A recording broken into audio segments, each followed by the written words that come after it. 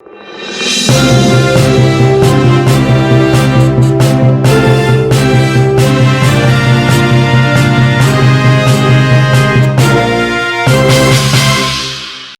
నారా చంద్రబాబు నాయుడు సోమవారం హైదరాబాద్ నగర శివార్లోని ఆధ్యాత్మిక కేంద్రమైన కనహ శాంతివనం ఆశ్రమాన్ని సందర్శించారు.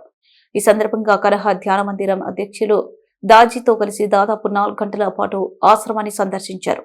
కనహ శాంతివనంలో ఆధ్యాత్మిక పర్యావరణాన్ని, విద్య, ఆరోగ్యమైన సదుపాయాలను గురించి సీఎంకు దాజీ వివరించారు.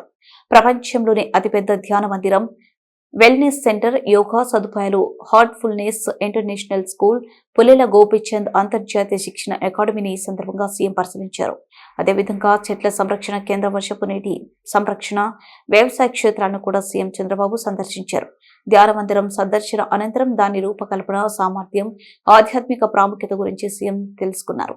ఈ సందర్భంగా దాజీ నివాసానికి వెళ్లిన సీఎం చంద్రబాబు దేశ విదేశాల్లో ఆశ్రమం ద్వారా అందుతున్న సేవలు, నిర్వహిస్తున్న కార్యకలాపాలను గురించి తెలుసుకున్నాను.